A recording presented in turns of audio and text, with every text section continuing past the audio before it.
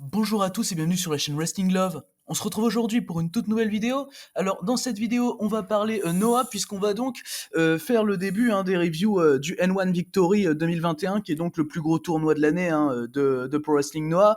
Donc le N1 Victory, on va parler de la première journée puisque le tournoi a commencé donc le 12 septembre. On avait qu'une journée pour le moment, on aura le 18 et le 19 et même le 20 il me semble, les journées 2, 3 et 4. Donc là je ferai des reviews communes probablement, la 2 et la 3 ensemble et après la 4.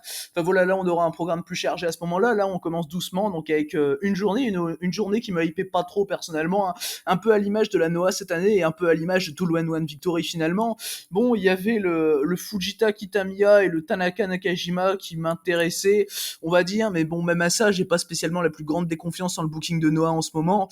Donc voilà, j'étais quand même assez sceptique. Du coup, on va pouvoir donc commencer la review de ce show Noah N1 Victory 2021, jour 1. Alors, en opener, nous avions un six-man tag team match avec Kai Fujimura, Yasuta Kayano et Junta Miyawaki qui affrontaient l'équipe des juniors de Congo, donc Alera, Ao et Tadasuke. Le match a duré un peu plus de 9 minutes, on a eu une victoire plutôt logique de Congo. Alors le match, personnellement, je l'ai trouvé plutôt correct pour ouvrir le show. Voilà, c'était vraiment un bon match avec pas mal de bons échanges. Personnellement, j'ai surtout aimé les performances de Alera et de Ao, qui ont, je trouve, eu un bon teamwork et quelques bonnes combinaisons. Il y a notamment un double suicide dive de leur part au milieu du match qui est vraiment très cool. Enfin, il y a quelques moments comme ça, quelques séquences qui sont assez fluides. Tadasuke également été plutôt bon dans le match. Il y a notamment une lariat qui est hyper strong, je trouve, Tadasuke dans son moveset, qui est vraiment toujours assez cool à voir. Et les adversaires de Congo ont également bien joué leur rôle, ont également assez bien fait le taf. Surtout Yasuta Kayano, pour le coup, que j'ai trouvé quand même vraiment quali sur ce match. Junta Miyawaki également l'a été, Kai Fujimura un peu moins comme d'habitude, mais il va s'en sortir. De toute façon, il peut encore bien progresser, comme ses coéquipiers d'ailleurs. Mais ouais, Yasuta Kayano, franchement, de la bonne action de sa part. Et en tout et pour tout, voilà, c'est un bon petit opener. Personnellement, je lui ai mis la note de 3,25, un résultat logique. 9 minutes de bonne petite action junior. Du coup, voilà donc pour ce match, on va pouvoir désormais passer au prochain match du show, donc show qui s'est déroulé au Korakuen Hall. Alors le deuxième match du show, c'était là où on commençait donc les matchs du N1 Victory 2021. Alors le tout premier match du tournoi de cette année, c'était Kazuyuki Fujita contre Masaki Tamiya. Alors c'était un match du bloc D, parce que oui, cette année le N1 Victory, alors j'ai pas spécialement eu le temps ni l'envie spécialement d'en faire une preview, mais du coup le N1 Victory cette année est organisé en 4 blocs de 4, contrairement à l'année dernière, on était en 2 blocs de 8. Alors du coup, le match de ce bloc D, Fujita contre Kitamiya, il a duré un peu plus de 9 minutes. Victoire de Kazuyuki Fujita, qui m'a personnellement pas mal surpris, sachant que Masaki Tamiya est tout simplement mon favori pour le N1 Victory de cette année. C'est clairement celui qui a été le plus présenté pour remporter le tournoi à mon sens, avec juste après pour moi Kaito Kiyomiya, mais franchement ça va se jouer entre les deux pour ma part. Du coup, ça m'a vraiment surpris de voir cette victoire de Fujita. Alors, on a eu quand même le droit à un bon petit match, j'ai trouvé, pour ouvrir donc ce N1 Victory, et le deuxième meilleur match du show à mon sens. Il y a quelques strikes qui ont été vraiment impactants, j'ai trouvé, de la part des deux. Bon, c'est pas une surprise quand tu vois les deux noms là, où t'as franchement quelques bons petits strikes. T'as un slugfest que j'ai plutôt bien aimé quand les deux sont au sol, quand Kitamiya est en train de porter sa Prize Unlock à Fujita, j'ai trouvé ça plutôt cool. Par contre, j'ai trouvé que le spot avait duré trop de temps, finalement, le spot de la Prize Unlock. Et bon, finalement, le slugfest était cool, mais le spot en lui-même, la soumission prend beaucoup trop de temps, et finalement, ça en devient presque interminable, et le fait que ce soit pas le finish devient finalement un peu dérangeant quand même. Malgré tout, ça reste un match vraiment intéressant, j'ai trouvé. Le finish est assez impactant, évidemment, comme toujours avec Kazuyuki Fujita. Kitamiya a également fait une bonne perf. Non, voilà, c'était un match bien intéressant, j'ai trouvé. C'était 9 bonnes minutes. Personnellement, j'ai mis 3,25. J'étais pas loin du 3,5 quand même, mais bon, voilà, ça reste un match bien cool, et donc victoire de Kazuyuki Fujita qui commence bien, donc ce bloc D. Du coup, voilà pour ce deuxième match donc de ce show. Alors après cette victoire de Fujita, on va maintenant pouvoir passer au troisième match du show. Troisième match du show qui était un match du bloc B du N1 Victory 2021. Nous avions Keno qui affrontait Kendo Kashin. Donc Keno contre Kendo Kashin, c'est un rematch d'un match qu'on avait eu en début d'année, qui était en mars pour le titre GHC national qui était encore détenu par Keno à l'époque. C'est sa dernière défense réussie, je crois, juste avant qu'il drop le titre à Kazuyuki Fujita à Noah The Infinity.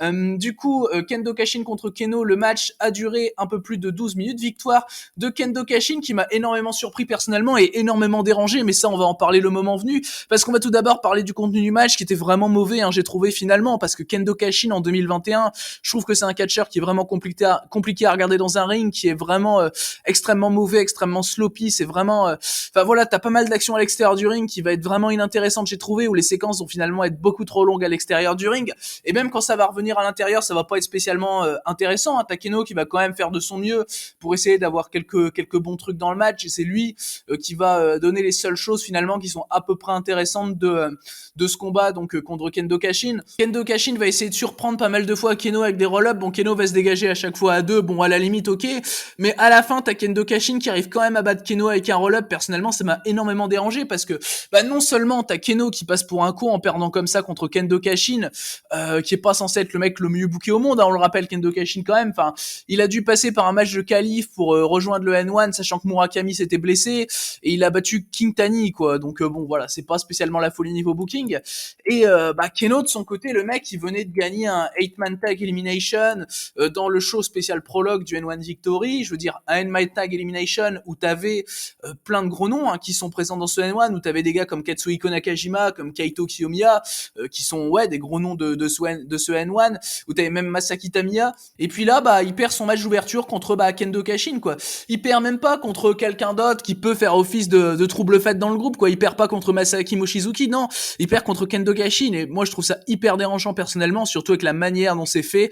Donc voilà, personnellement, en plus du match inintéressant avec ce finish, avec ce résultat-là, personnellement j'ai mis 2,25, c'était vraiment pas un bon match, et c'est même pas le pire match du show en plus, qui est quand même, c'est quand même le comble, mais voilà, vraiment rien à retirer en tout cas de ce match, et voilà quoi, c'est vraiment le booking de Nosawa Rongai que je trouve vraiment insupportable. C'est vraiment ce genre de décision de booking que j'aime pas du tout chez Noah, et qui se multiplie cette année, et bon finalement qui apparaît cette année et qui se multiplie tout au cours de l'année finalement. Donc voilà, en tout cas match vraiment pas bon, pas à rattraper du tout.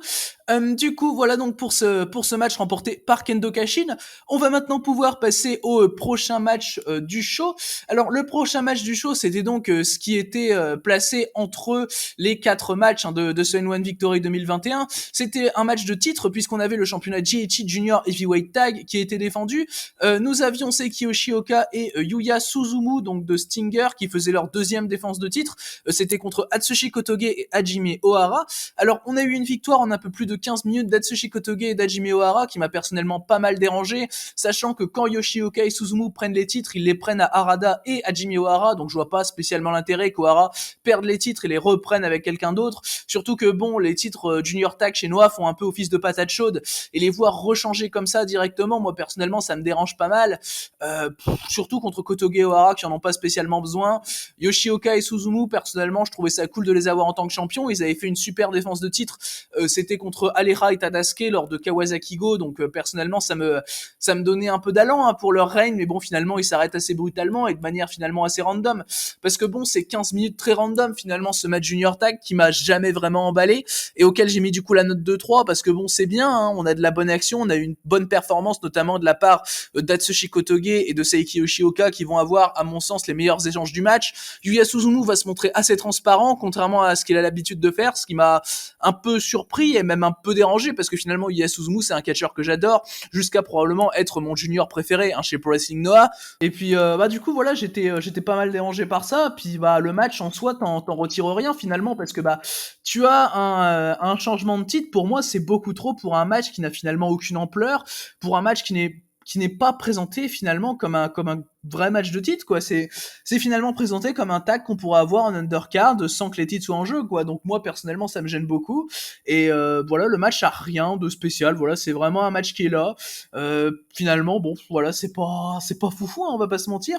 Et du coup victoire d'Atsushi Kotoge et d'Hajime Ohara, qui deviennent donc les nouveaux champions de JH Junior Tag.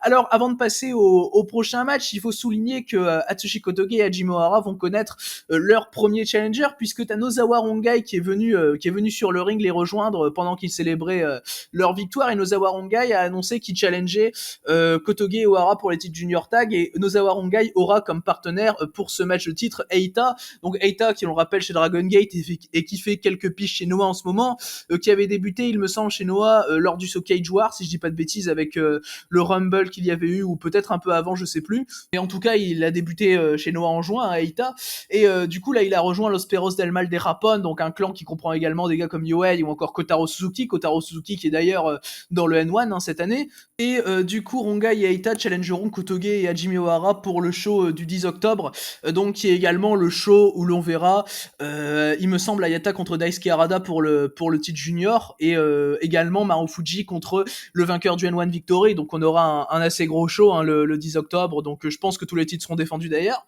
Du coup bah voilà pour cet après-match, et donc pour la suite des titres GHC Junior Heavyweight Tag. D'ailleurs je sais pas où vont finir Yoshioka et Yuya Suzumu d'ici la fin de l'année, tant qu'on parle de ça. Du coup on va pouvoir passer maintenant au pré-main event de ce premier jour du N1 Victory 2021.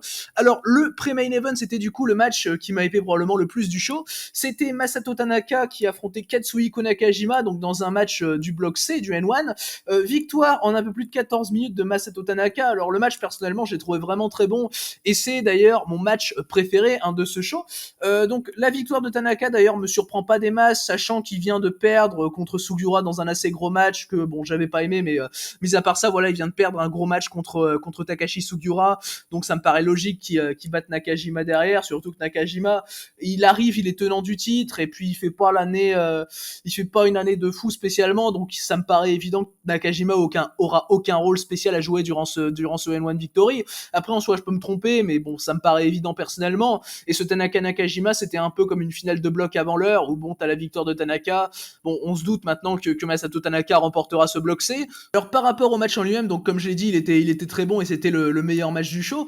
Franchement on a clairement des gros strikes durant ce match, c'est clairement ce qu'on attend finalement. T'as Nakajima qui montre un bon heel work, il est assez arrogant comme à son habitude, j'aime pas mal quelques petits spots qu'il utilise à tous les matchs, comme par exemple le kick qu'il fait dans le coin, l'espèce de pun kick qu'il fait dans le coin qui est toujours assez violent, Nakajima. Évidemment, bon, ses kicks sont toujours hyper impactants, Katsuhiko Nakajima, ça change pas. On a un bon selling de la part de Masato Tanaka, très clairement durant ce match. Et non, ouais, clairement, on a eu tout ce qu'on peut attendre de ces deux workers. Bon, même si évidemment, ça aurait pu toujours être mieux, parce que un 3,5 entre Tanaka et Nakajima, c'est finalement un petit score. Voilà, c'est un petit score comme on peut dire.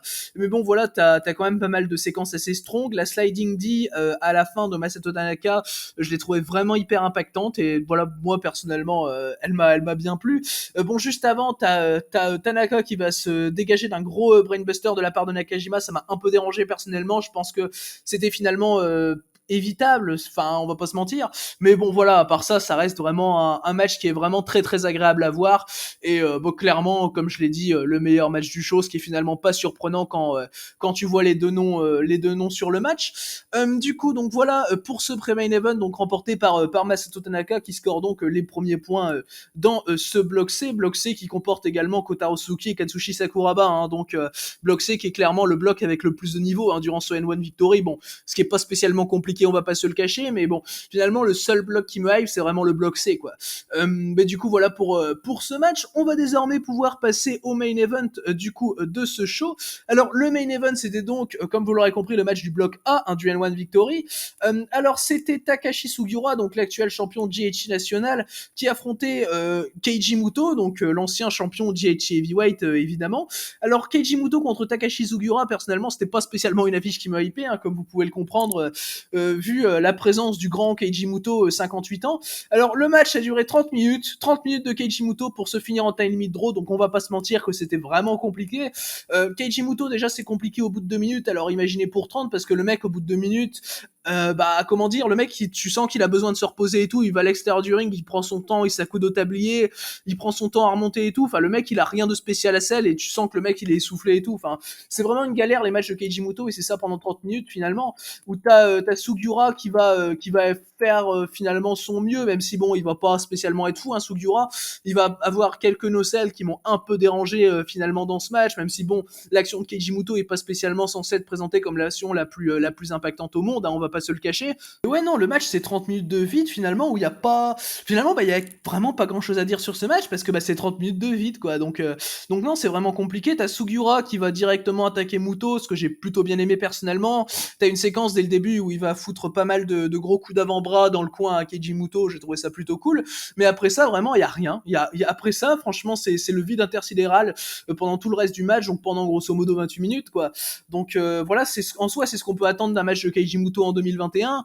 Mais même à ça, ça reste probablement un des pires matchs qu'a fait Muto cette année. Bon, en dessous, je mets quand même le match contre Masaki Tamiya, qui est une horreur absolue. Mais à part ça, franchement, je vois pas spécialement de match que je puisse mettre en dessous sur l'échelle de Keiji Muto en 2021. Donc bon, voilà, c'est extrêmement compliqué. Voilà, Sugiura réussit même pas à vraiment carry le mec, réussit même pas à faire spécialement une performance intéressante. Et puis le time limit draw, bon, personnellement, je l'ai pas spécialement vu venir, hein, très honnêtement, le time limit draw. Mais pour moi, c'est un choix qui est vraiment merdique parce que bon, dès ton premier jour, tu trouves le moyen de pas savoir qui perdre, pas savoir qui faire perdre finalement. Puis surtout, bon, Muto Sugiura, il y a un moment, faut prendre une décision, quoi. Soit t'amènes Muto très fort pour la finale de bloc contre Kiyomiya. Bon, en soi, il est déjà très fort, mais je veux dire qu'il batte Sugiura et puis derrière que Kiyomiya arrive à battre Muto en finale de bloc, ce serait super, je pense. Mais finalement, bah là, finalement, ça nous spoil presque que Kiyomiya aura un draw, probablement même contre Sugiura, il fera draw également Kiyomiya, et moi, c'est quelque chose que je trouve absolument pas intéressant, finalement. En tout cas, en termes de possibilités de booking, parce que, bah, finalement, bon, ton but, on l'a compris que c'était d'arriver à une finale de bloc entre Muto et Kiyomiya, mais pourquoi tu les présentes pas comme tels, en fait? C'est ça le problème. Puis t'as Sugiura qui a 2 titres actuellement, le titre JH National, mais également le titre 01 World Heavyweight. Et puis, bah, 30 minutes pour battre un vieux de 58 ans, il peut pas. Donc, bon, finalement, pour moi, c'est vraiment problématique. Bon, c'est vraiment compliqué en tout cas. Et du coup, bah, time limit draw, personnellement, le match, j'ai mis un 75, hein, c'est le pire match du show, très clairement. Même le cash-in Keno, j'ai l'impression de voir plus de contenu en tout cas. Donc, ouais, non, c'est vraiment une purge, hein, très clairement, ce main event. Mais bon, après, c'est un match de Keiji Muto. Du coup, bah voilà pour ce main event, donc du premier jour du N1 Victory, donc qui a fini en time limit draw. Voilà, c'est ce qui conclut donc ce show. Alors par rapport au show dans l'ensemble, personnellement, je l'ai trouvé compliqué, hein, on va pas se mentir, assez symptomatique finalement de ce que fait Pro Wrestling Noah cette année, assez symptomatique des problèmes de booking de la Noah, que ce soit finalement d'un point de vue main event, d'un point de vue avec Keiji Muto Sugiura par exemple, bah voilà, du point de vue du Kashin Keno, tu relèves encore finalement un autre problème de la Noah avec le fait de donner des victoires n'importe comment. Avec le match Junior Tag, tu relèves le problème de la division junior de Noah où clairement tu sais pas où tu vas, où tu fais des trucs random, où tu changes les titres sans savoir vraiment où tu vas, et moi je trouve ça vraiment problématique. Et c'est clairement ouais un show qui démontre tous les problèmes qu'a Noah cette année, et finalement quelques bons côtés également de Noah cette année, avec le Tanaka Nakajima, avec le Fujitaki Tamiya, où clairement ce qu'a fait de mieux Noah cette année, c'est ce genre de match finalement où je vais prendre en exemple par exemple le Fujita Sugiura de Noah The Glory, qui est l'un de mes matchs préférés de Noah cette année. Enfin finalement ça prend un peu ce que fait de bien Noah cette année, et donc voilà, le show finalement représente ce que fait Noah cette année, donc c'est pas spécialement intéressant, on va pas se mentir. S'il y a un match à regarder, c'est très clairement le Masato Tanaka contre Katsuhiko Nakajima, mais finalement le reste vous pouvez vous abstenir très honnêtement. Du coup voilà pour ce show.